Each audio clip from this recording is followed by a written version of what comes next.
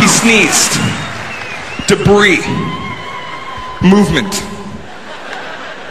Okay, now at this point I'm disgusted and I'm grossed out. Okay, I'm grossed out by it. And at first I think I'm gonna go off on this guy. And then I decided, wait a second, Dane, don't do that.